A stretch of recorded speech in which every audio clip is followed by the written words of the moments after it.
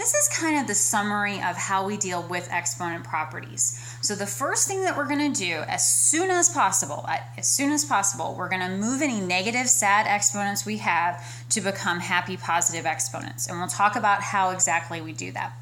And then when I think about exponent properties, I think about that we go down a level in our order of operation and keep the base. So let me explain what exactly I mean by that. So if you think about your order of operations, you have your parentheses level, your grouping symbols level, then you have your exponent level, followed by multiplication and division. And we kind of deal with that on the same level, right? We go left to right, multiplying and dividing. And then we have our addition and subtraction level. All right, now in the long extended original packet, I go through like why all of these properties hold. But what's happening here, if you just look at like x to the 7th times x to the 3rd, you have 7 little x's here, 1, 2, 3, 4, 5, 6, 7. That would be my x to the 7th, and then my x to the 3rd is 1, 2, 3. So if you tally up how many little x's we have x to the 10th x's. So the way I think about this is I don't draw out a bunch of x's. I say to myself, let's just start with this x to the 7th times x to the 3rd. I am at the multiplication level, so I'm going to go down a level, and I'm going to add the exponents. And when I do this, I keep the base. So the base is still going to be x. Because I was at the multiplication level, I go down a level and add the exponents to get x to the 10th. All right. Now, if you look at, and let's just keep with this x to the 7th over x to the 3rd. In that case, we're at the division level, so we're going to go down a level and subtract our exponents. Now, when you do this, again, if you have 7 little x's, 1, 2, 3, 4, 5, 6, 7, over 3 little x's, what's happening here with this x to the 7th over x to the 3rd is that these 3 x's cross, these 3 x's cross out. And when they cross out, your x's are going to be left in the numerator when you do that subtraction. You're going to have x to the 4th in the numerator.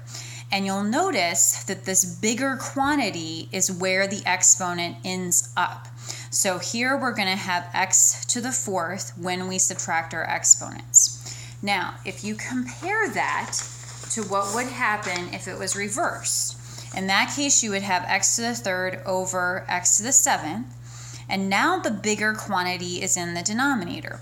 So that means that when I rewrite this, I'm going to have 3 x's in the numerator over 7 x's. 3 of those x's cancel.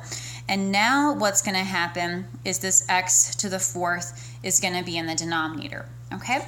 So in the previous note packet, I had this whole thing about you subtract numerator minus denominator. It ends up in the numerator. What I really want you to kind of think about is that the bigger exponent, wherever that bigger exponent is going to be, it's going to end up where the bigger exponent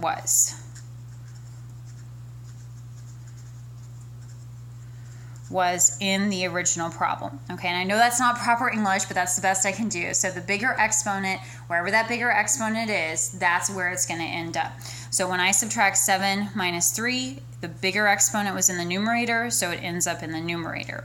When I subtract 3 minus 7, the bigger exponent's in the denominator, so that means it's going to end in the denominator as 1 over x to the 4th. Now, I do want to just talk a little bit about why that is, okay?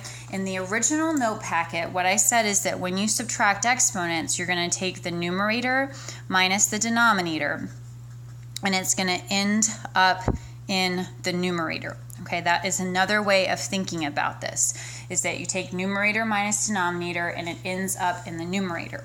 Now, the reality is, if you look at something like x to the 3rd over x to the 7th, if I do numerator minus denominator, I'm going to have 3 minus 7 as the exponent in the numerator, and then that's going to give us x to the negative 4. And the problem is that we cannot leave our answer with a negative exponent. So what we do is we move it down into the denominator, and we're going to see this in a little bit. We move that down into the denominator so that it becomes a positive exponent. And so we end up with 1 over x to the 4th. So if you do think about numerator minus denominator, it ends up in the numerator, you got to go through 1, 2, 3 steps until you get to your final answer. So that's the reason why I kind of want you to think about identifying where the bigger exponent is, and where that bigger exponent is going to be where you end up. So here the bigger exponent was in the numerator, so when I subtract exponents, I'm going to end up in the numerator. Here, the bigger exponent was in the denominator, so when I subtract exponents, I kind of ignore signs and everything, and I'm going to have it in the denominator. Okay, so it ends up wherever the bigger exponent was. All right. Now, so again, when you're thinking about exponent properties, you're going to, as soon as possible, move the negative exponents and then go down a level in your order of operations. Now, we have one more to talk about. Here you have x to the 7th raised to the 3rd power. So with this problem, you are at the exponent level because you have an exponent to another exponent. So when you go down a level, you're actually going to multiply those exponents together. So you keep the base as x, and then you multiply 7 times 3 to get 21. Okay, so that is our process that we go through. We try to move the negative exponents as soon as possible and then go down a level. So if we're at the exponent level, we go down to multiplication.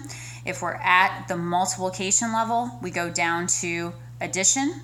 And if we're at the division level, we're going to go down to subtraction. So we're going to subtract the exponents. And keep in mind, wherever the bigger quantity is, bigger exponent, that's where you're going to end up in the subtraction. All right, now there's one last little fact as far as exponent properties go, and that is if you have x to the 0, that is equal to 1. And on the next page, we're going to talk about why that is.